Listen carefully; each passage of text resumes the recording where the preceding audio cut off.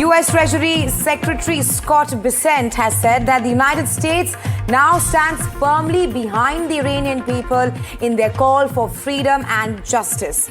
At the direction of President Trump, the Treasury Department is sanctioning key Iranian leaders involved in the brutal crackdown against demonstrators in Iran. The Treasury will use every tool to target those behind the regime's oppression of human rights. And well, Aditya is still here with us. Aditya, talk to us more about how US has only strengthened its action against Iran. The latest coming in is that Scott Bessent has clearly said that there will be sanctions against Iranian authorities there. Well, yes, two statements have been issued by the US. This is new sanctions that have been announced against the Iranian regime. This comes at a time when massive protests are underway in Iran against the Iranian regime, and many casualties into thousands have been reported because of the repression of the Iranian regime as well. So two statements by the US Department of State and the Department of Treasury have been announced. Scott Bessent has clearly said that these sanctions are against those top officials of the Iranian regime who have ordered a crackdown against the civil society in Iran. So one of the sanctions by the US Department of State that has been announced is against the Farthest prison, where atrocities against particularly women have been reported. A lot of women have been arrested. And secondly, Ali Larjani, who is the Secretary of the Security Council in Iran, he's been sanctioned as well.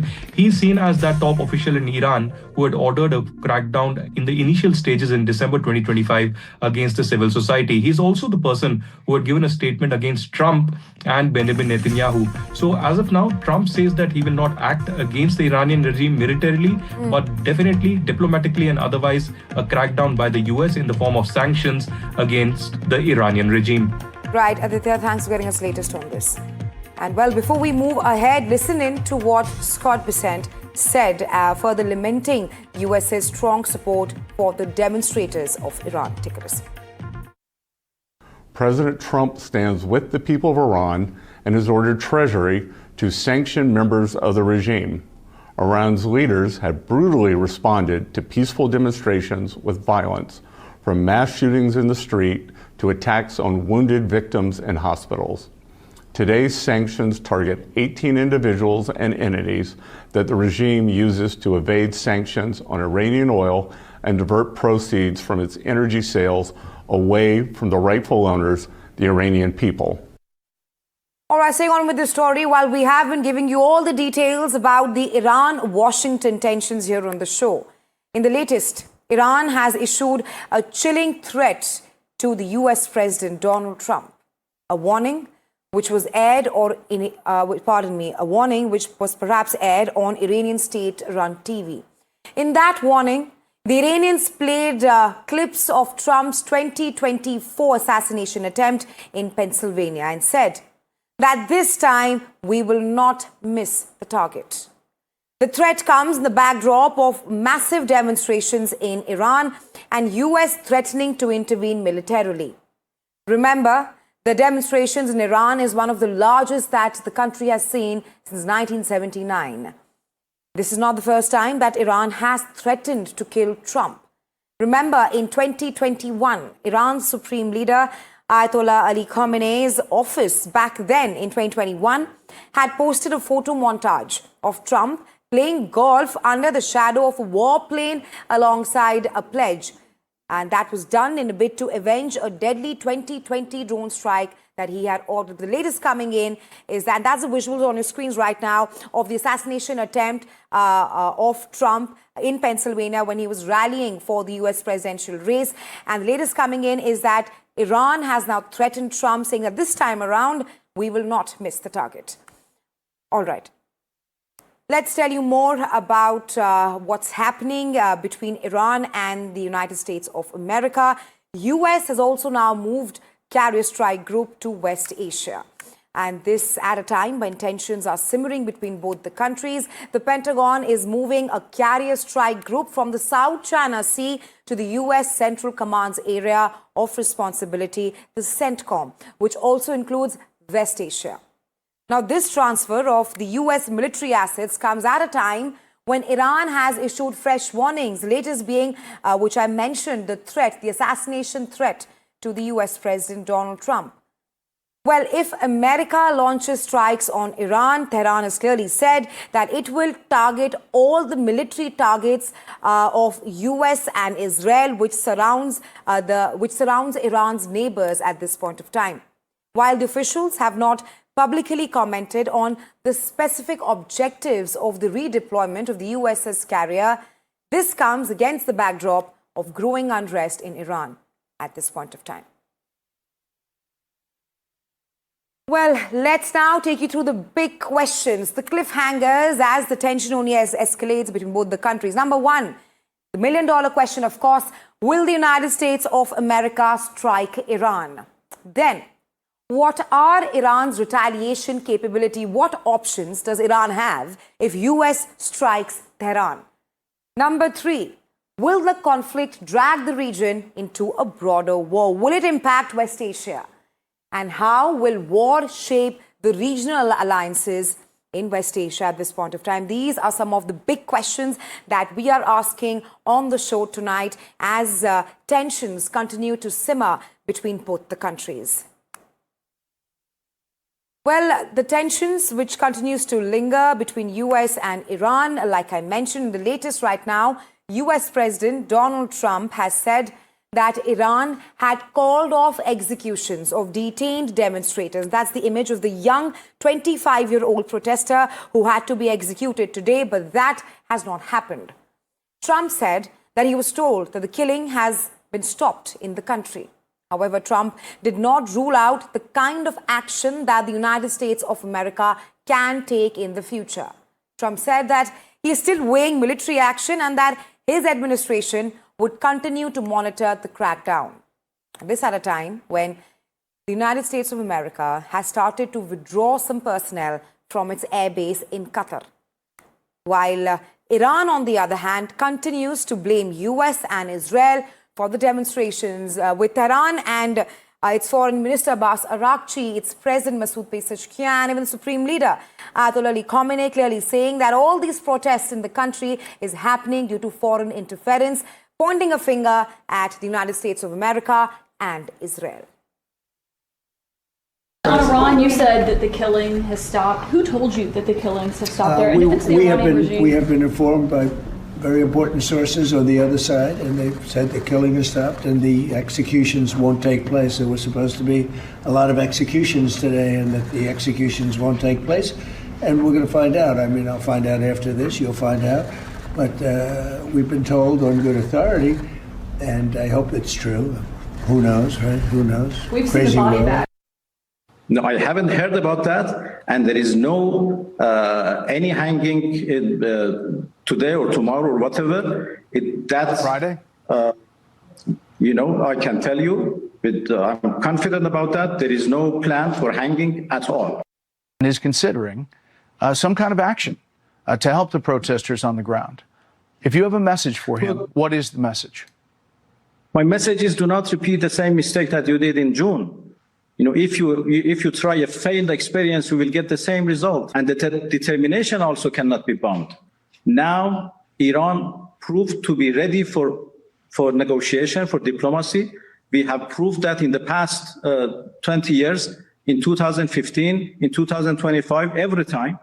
But it was the US who always escaped from diplomacy, who cut the diplomacy and opted for war. My message is, between war and diplomacy is a better way, although we don't have any positive experience from the United States, but still diplomacy is much better than war.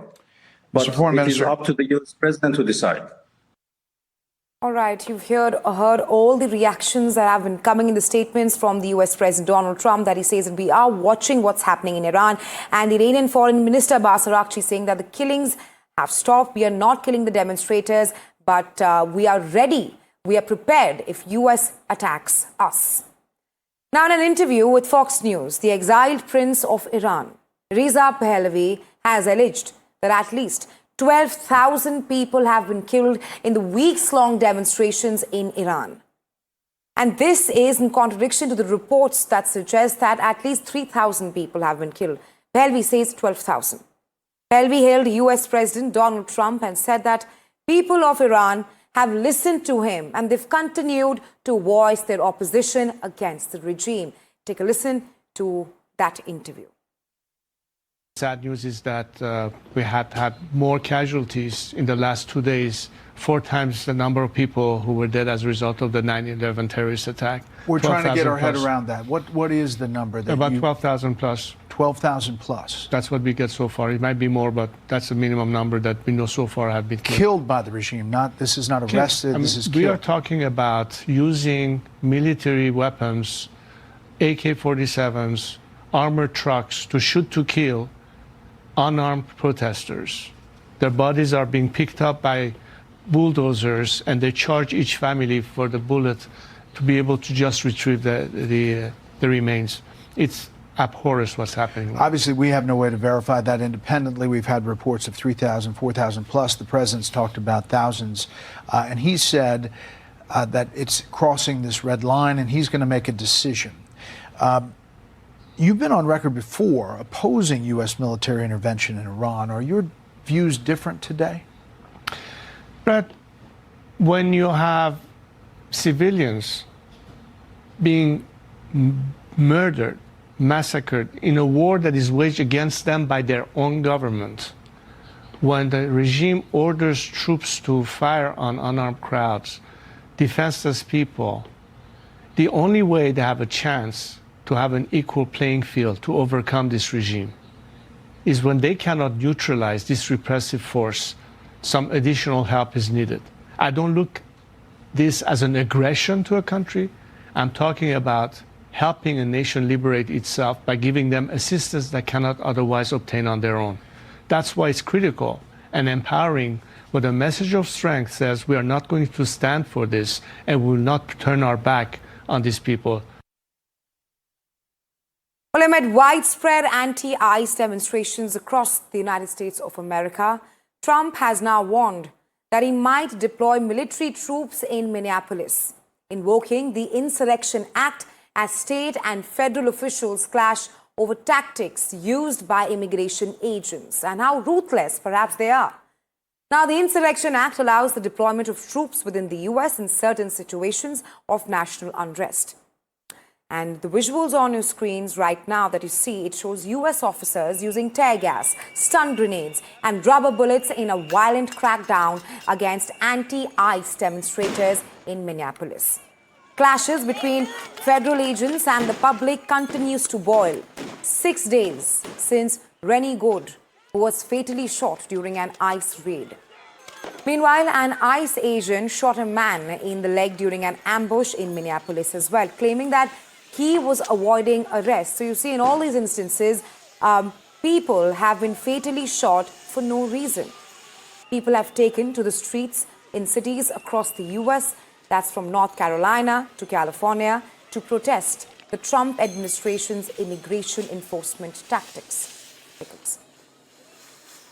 We have ICE agents throughout our city and throughout our state who, along with border control, are creating chaos. It's certainly not creating safety when a huge percentage of the shootings that have taken place so far this year in Minneapolis have been by ICE. So let's be very clear. I've seen conduct from ICE that is disgusting and is intolerable. And for anyone that is taking the bait tonight, stop. That is not helpful. Go home. We cannot counter Donald Trump's chaos with our own brand of chaos.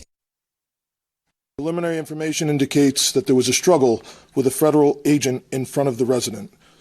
During the struggle, the federal agent discharged his weapon, striking one adult male. The adult male then retreated inside of the residence, where he remained inside and refused to come out. Eventually, federal agents made entry into the residence, and the individual was brought to an ambulance where he has been transported to the hospital.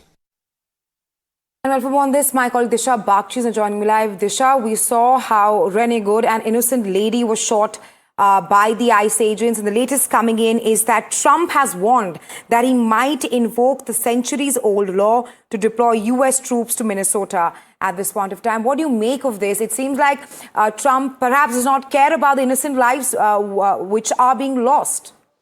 So, Raisha, what we do know so far is US President Trump has threatened to deploy military troops using the Insurrection Act. Now, this act, he has repeatedly threatened various states in the US, whoever has been opposing ICE immigration agents from imposing these raids on various states. Now, we saw this earlier in California. Now we're seeing this in Minneapolis. Especially over the past week, there have been massive protests after the fatal shooting of Rennie Good. And today also another Venezuelan man, now we know, was shot in the leg after what the ICE agents claim was a ambush where he was avoiding arrest and in a defensive move. Again, this is a claim made by ISIS, I beg your pardon, by ICE agents repeatedly, that in a move of self-defense, they've been shooting these people that they're trying to arrest. They call illegal immigrants. Now, what is the Insurrection Act really? It allows the US president essentially to deploy military forces to arrest, conduct searches, essentially